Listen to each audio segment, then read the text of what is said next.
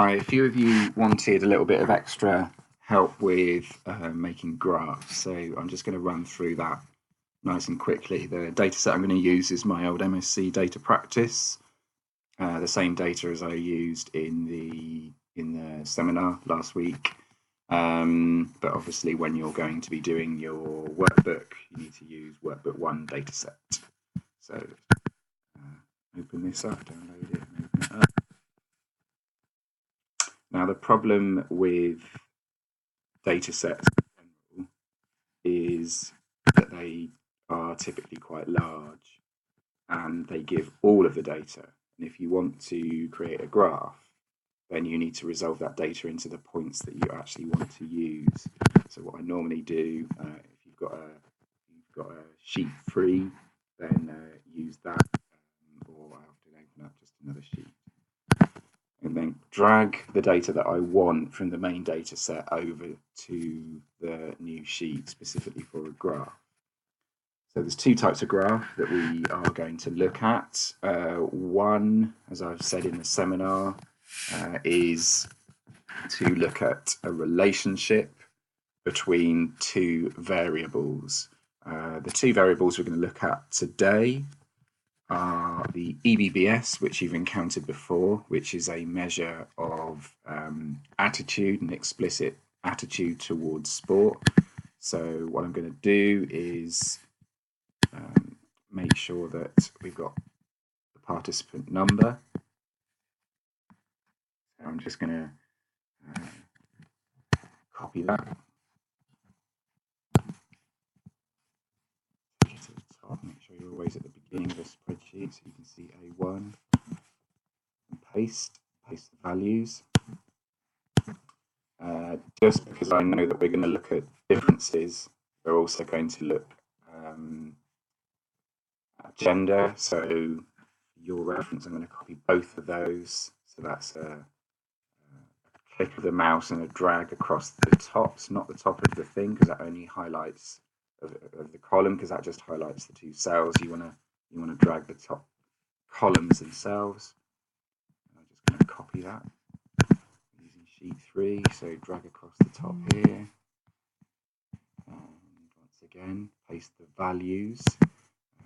Pasting values is different. If I just click in here, what I've got is a function from the data that when I collected it was just M or F for female, as you can see down here. But for when we look at statistics in more specificity over the next few weeks, you're also going to need to code those up. So I've just put in a formula here. If I cut the formula, or I copied the formula across, and it wouldn't necessarily work very well, so I've pasted the values. Then I need the EBBS. So I'm going to copy that and paste the values. And then the last thing I need is something called the FUMI. The FUMI is an implicit attitude.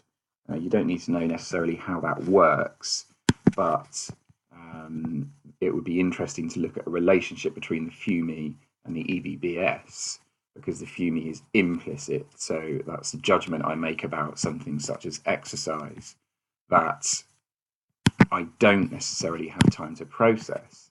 Then the EBBS is an explicit measure, which is I have time to think about my attitude towards sport. So some people, if they were lying to you about their attitude towards sport and physical activity, would perhaps record high scores on the EBBS, but perhaps they would not match those scores on the FUMI, which would be quite an interesting finding. So that's what we're going to look at in this graph. So if we're going to look at a relationship, I don't need to work out any averages. All I need to do is highlight all of the data, including the tops, the titles, and then go to insert. And because I'm looking for a relationship between two variables, I'm going to enter a simple scatter plot. Now what we've got here is a scatter plot. It looks a bit weird because the FUMI is an a neutral attitude would be a 0 score. So a negative attitude shows a negative score, and a positive has a positive score. If I just make that larger so that we can look at the data in more detail, I want it to fill the screen.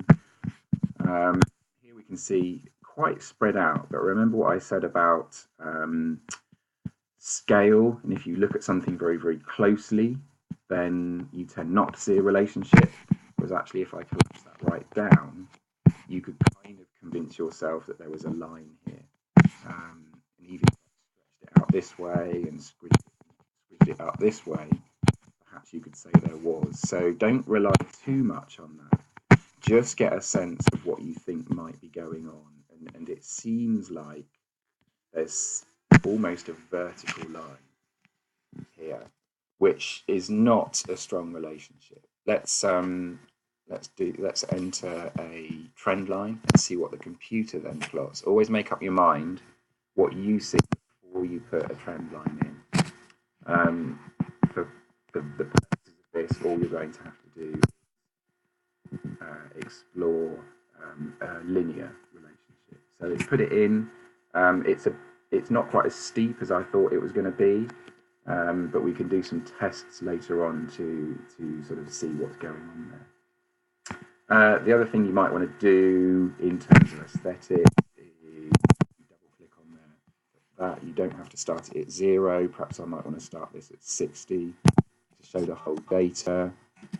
And that's that axis. I think I'll do. That shows it a bit clearer. I don't need the y-axis going so far down. So if I'm going to start it at -30 and finish it at +30, I'll click that.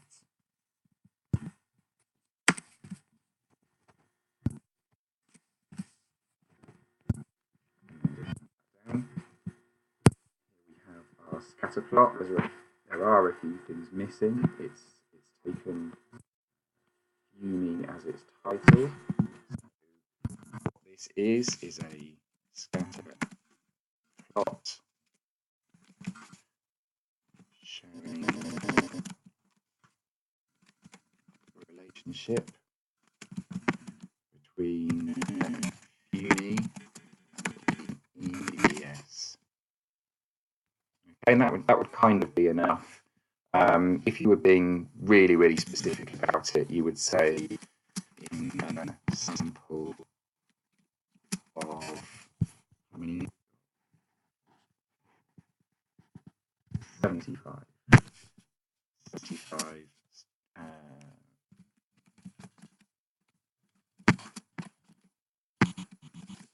undergraduate students.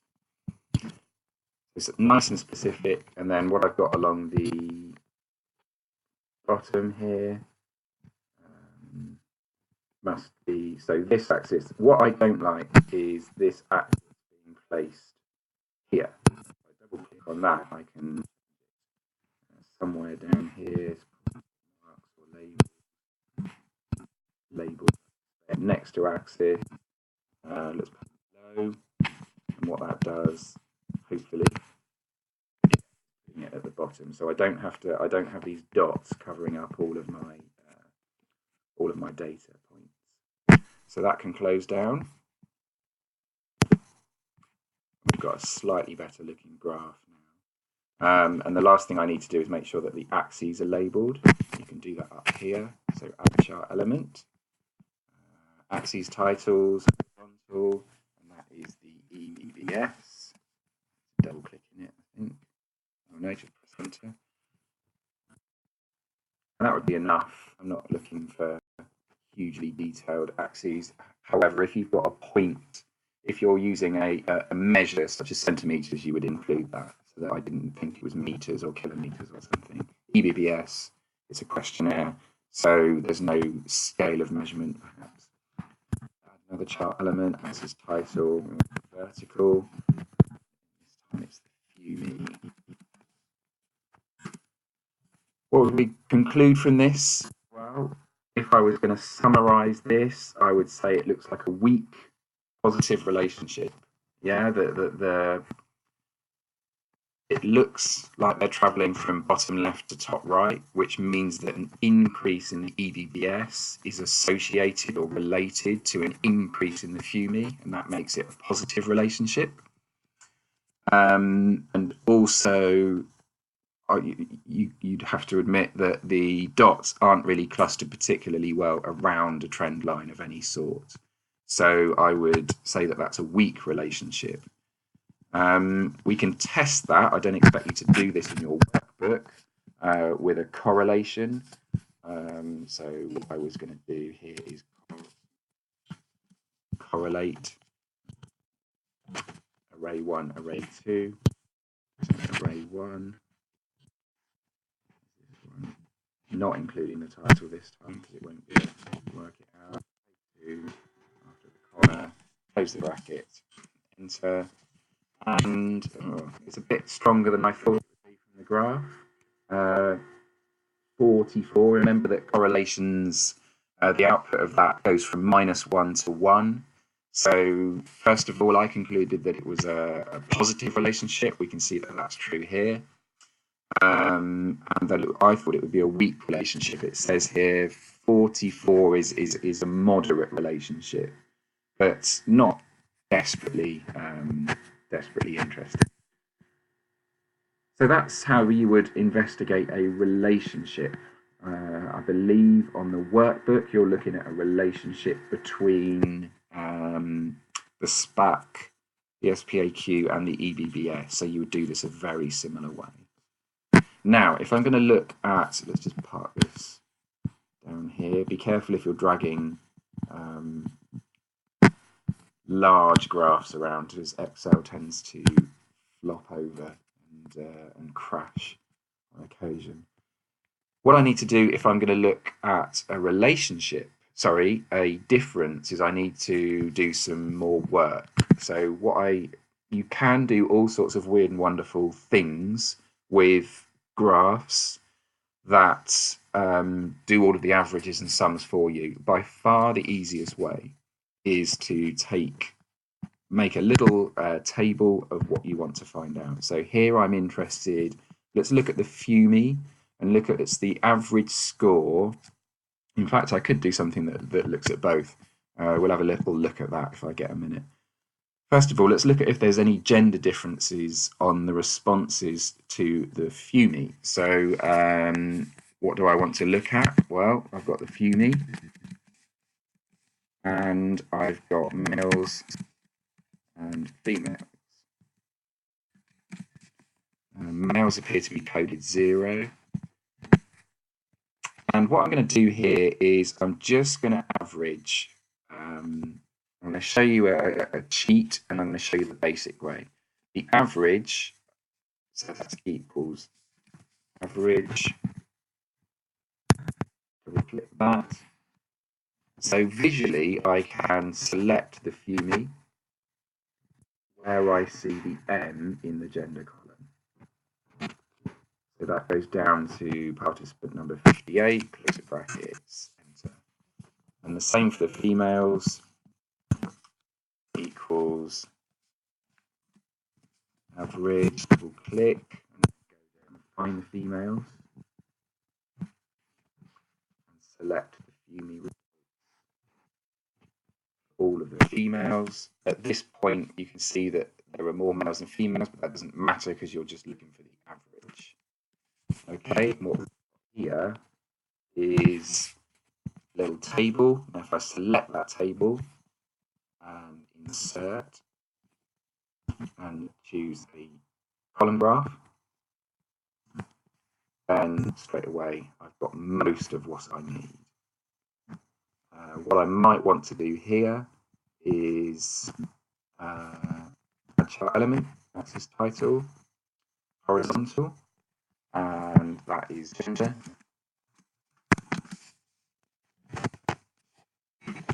And add a axis title, which is average, or in this case mean, unique result. That'll be enough.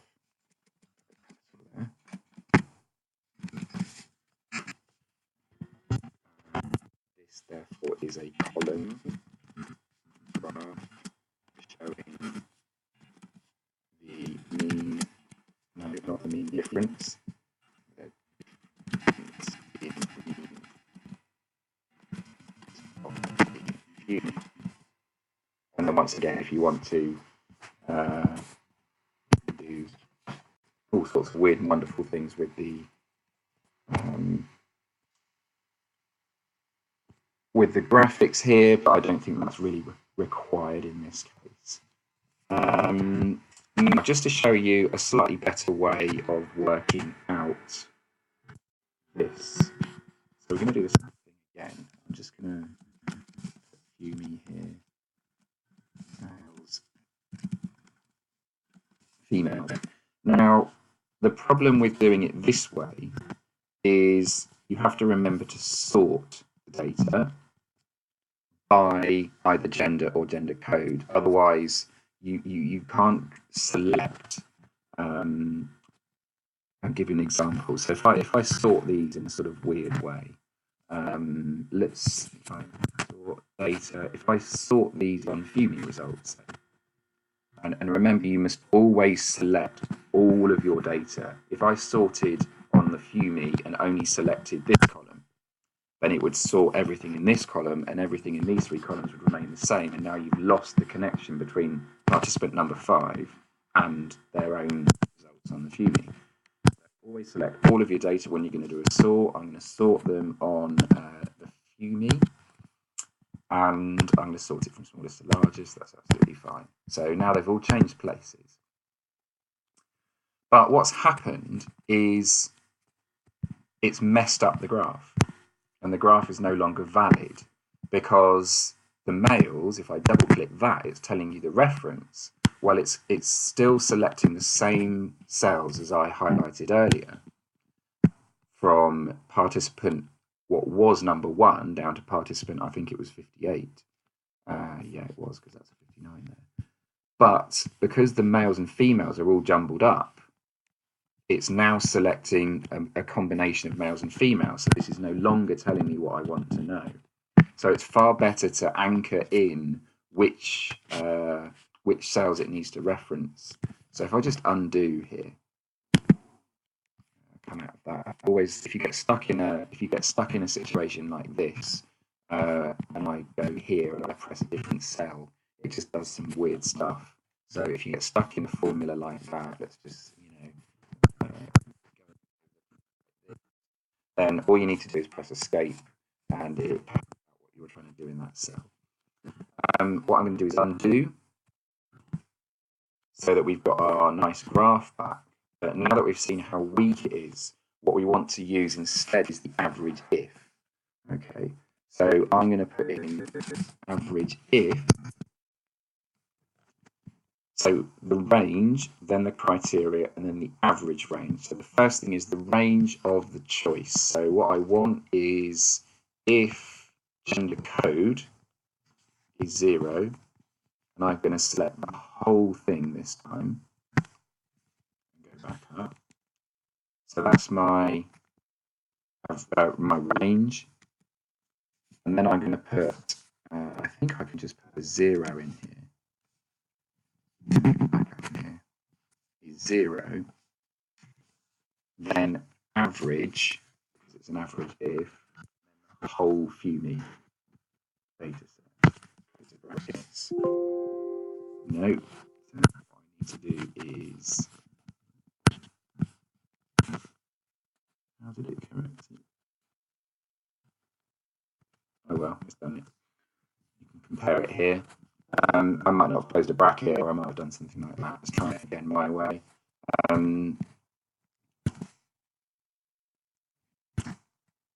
Equals average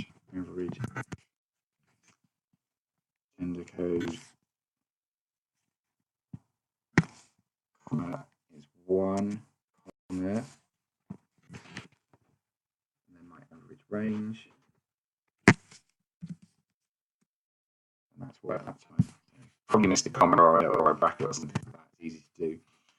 And And if I draw another graph based on that, what we should see, because these are in place, is exactly the same graph. I won't bother with the axes or anything like that. So highlight that, insert the same column graph. Incidentally, most of the time, the first graph is going to see you right. So that is now exactly the same graph. I'll just move the screen so that you can see it, apart from the title and all of that. It's showing exactly the same thing. Now, if I come out of that and sort these data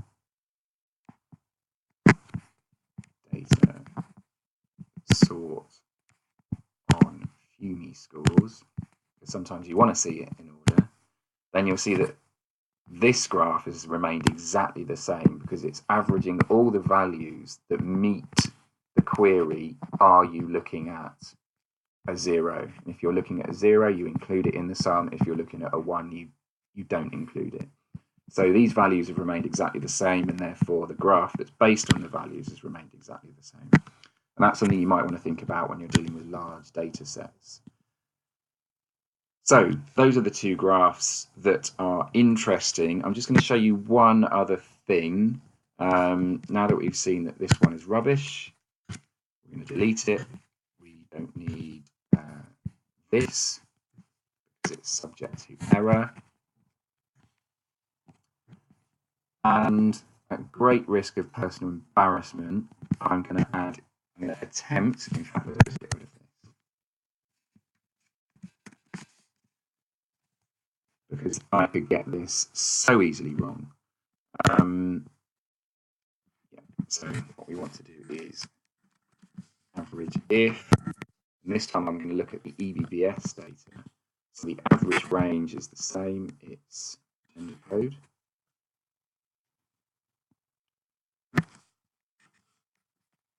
And if that is equal to 0, then average the EBBS, which is this column. That is it.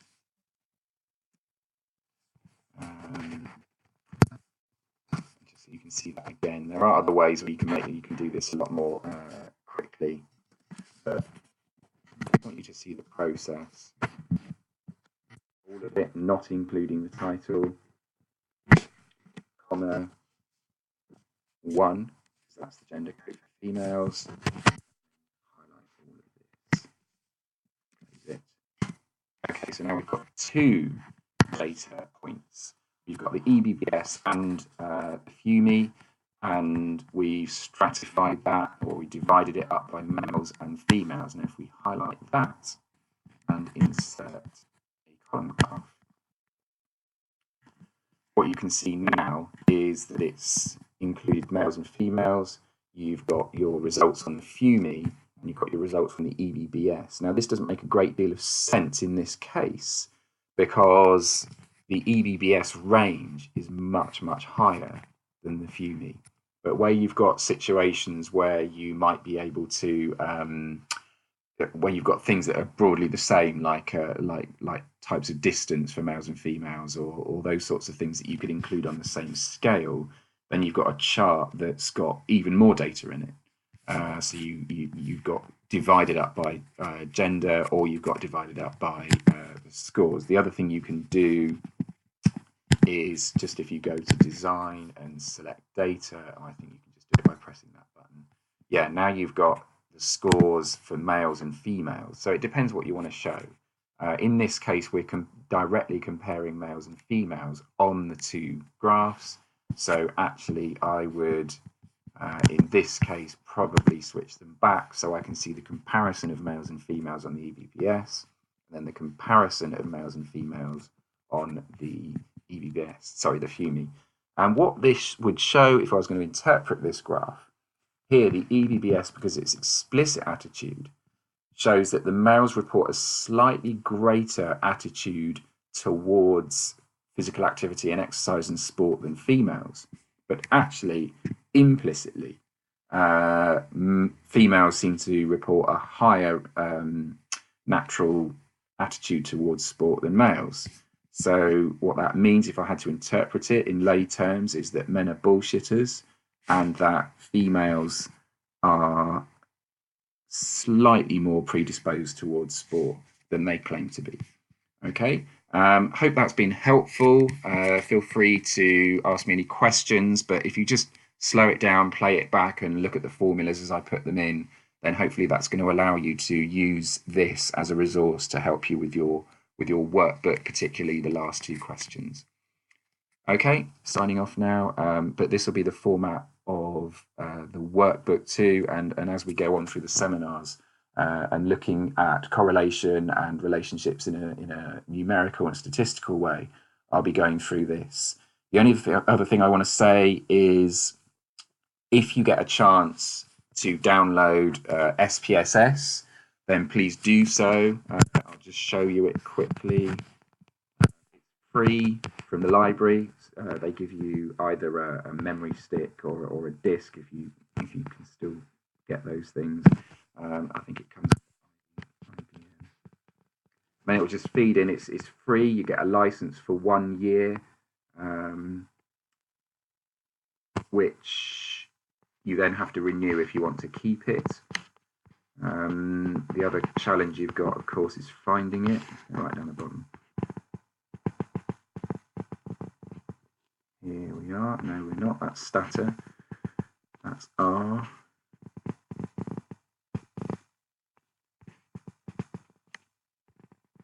IBM statistics right in front of me all the time. And it's IBM SPSS statistics. In this case, it's 23. The good thing about SPSS is that you can cut and paste directly from Excel. This you get sort of confronted with this as you come in, but you just click OK. You can select not to have the dialog box, and just very quickly you get two different ways of looking at it. So you have to define your variables and you get your data. So if I wanted to, it's already got some data that it seems to have opened for me, which I put in before for last year. And that's what we're going to be focusing on in these seminars this week. How to instruction. But that's it from me. Okay.